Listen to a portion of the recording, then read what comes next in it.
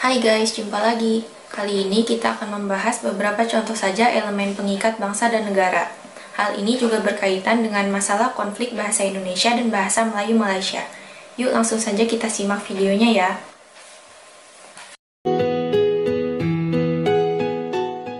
Konflik antara bahasa Indonesia dan bahasa Melayu Malaysia membuat kita ingin mengetahui lebih banyak mengenai negeri ujung Medini. Nah, kita akan bandingkan dengan Indonesia dalam soal elemen penting pembentuk negara. Kita ambil 3 saja sebagai contoh. Ketika Indonesia belum merdeka, orang Indonesia sudah memikirkan nusa, bangsa, dan bahasa. Para pemuda telah bersepakat bahwa nama negara yang dicita-citakan adalah Indonesia. Begitu pula nama bangsa dan bahasanya. Adapun Malaysia tak menyiapkan hal itu. Bahkan hingga sekarang, Malaysia masih gagal membentuk satu bangsa dan satu bahasa. Lucunya, Malaysia kini mau mengklaim bahasa Indonesia. Hal ini tentu membingungkan. Bahasa Indonesia adalah jiwa bangsa Indonesia. Seharusnya pula, apakah namanya bahasa Melayu atau bahasa Malaysia, hal itu juga menjadi jiwa bangsa Malaysia. Setidaknya jiwa calon bangsa Malaysia, karena bangsa Malaysia belum terwujud. Mengklaim bahasa Indonesia sebetulnya sama saja dengan mau ikut berjiwa sebagai bangsa Indonesia. Atau kemungkinan lain, hanya ingin merusak jiwa bangsa Indonesia. Elemen berikutnya adalah Bhinneka Tunggal Ika. Indonesia juga telah menyiapkan semboyan ini ketika merdeka pada tahun 1945. Berbeda-beda, tapi tetap satu. Tapi Malaysia hingga kini masih bingung mencari slogan. Jadi setiap Perdana Menteri bikin slogan sendiri. Dulu slogannya Satu Malaysia, kemudian pernah berubah jadi Keluarga Malaysia, dan sekarang Malaysia Madani. Elemen yang ketiga, yang kita bahas kali ini, adalah Pancasila. Dasar negara ini juga sudah dipersiapkan menjelang Indonesia merdeka. Adapun Malaysia baru memikirkan hal itu pasca kerusuhan tahun 1969. Malaysia kemudian membuat rukun negara. Menurut Profesor Teo Kok Seong, konsep ini sebetulnya meniru Pancasila. Nah, berikut ini videonya.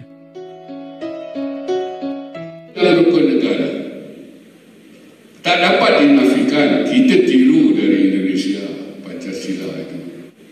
Tak dapat dinafikan, kita tiru dari Indonesia Pancasila itu.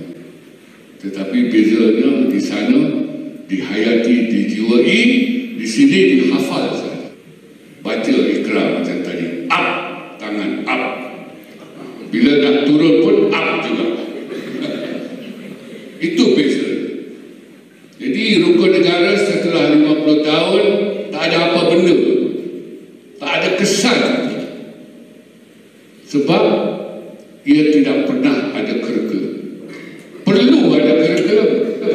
Semacam kurikulum. Kalau tak ada kurikulum yang betul-betul dalam erti kata pendidikan, perlu ada semacam kurikulum. Sebab ada proses mengajar, ada proses belajar, perlu ada proses latihan. Jadi sekarang ini kita berhenti pada tahap pertama. Kalau taksonomi belum itu, kita berhenti pada tahap ingat, remember saja.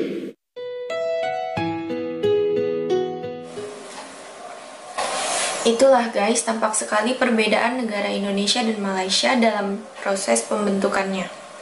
Kesulitan Malaysia memartabatkan bahasa Melayu mungkin juga karena hal itu. Sebelum merdeka, Malaysia tidak menyiapkan secara sungguh-sungguh mengenai dasar negara, konsep bangsa maupun bahasa. Setelah merdeka, Malaysia baru memikirkan semua itu. Akibatnya sampai sekarang bangsa Malaysia belum terbentuk. Bahasa Melayu pun tidak bermartabat. Mari kita lanjut lagi ya. Kita melihat bahwa orang Malaysia seperti kebingungan. Mereka bingung mengenai urusan bahasa.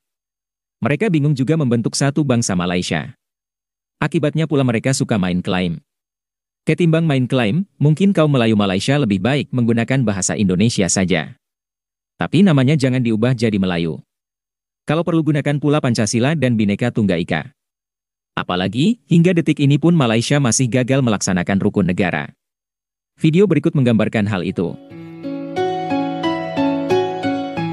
Pada hari ini sebenarnya rukun negara ni, kalau tanya saya dalam keadaan yang tertentu pun saya pun tak ingat sebagai ahli sejarah. Bukan pelajar saja, kerana kita jarang terdengar dan jarang menghayati, tidak terdedah.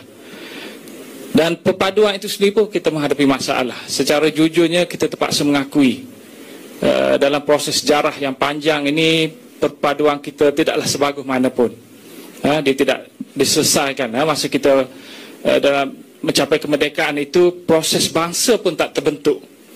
Siapa sangka tahun 1957 apabila kita merdeka, tak ada bangsa yang telah diputuskan. Proses pembinaan bangsa yang sebenar hanya berlaku sejak tahun 1970.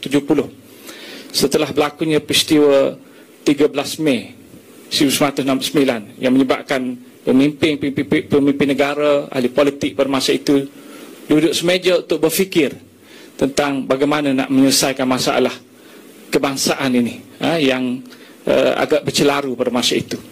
Dan kesannya adalah buruklah apabila kita tidak berjaya membentuk bangsa. Kerana 13 Mei 1969 barulah ada usaha-usahanya. Dan salah satunya adalah rukun negara itu sendiri.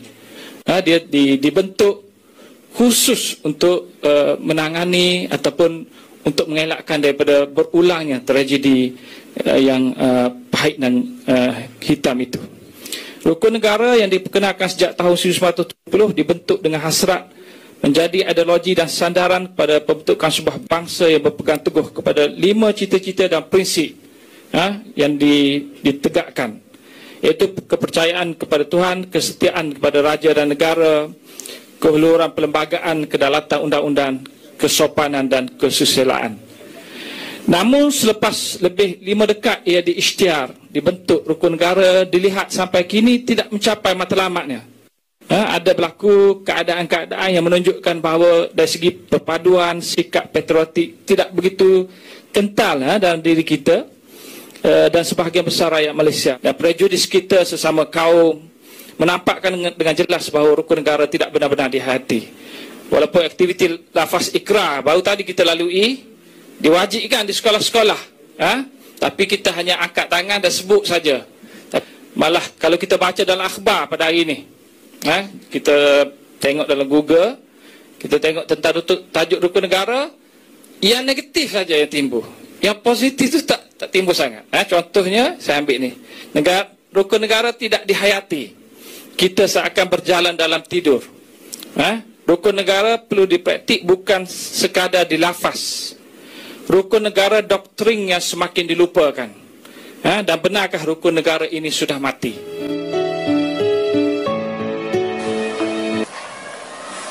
Itulah masalah yang dihadapi Malaysia sekarang. Sejarah lahirnya Pancasila memang berbeda dengan rukun negara. Bangsa Indonesia mengalami perjalanan sejarah yang berbeda pula. Elemen pengikat seperti bahasa Indonesia, prinsip Bhinneka Tunggal Ika amat penting bagi bangsa dan negara Indonesia. Hal itu juga sudah teruji dalam perjalanan bangsa.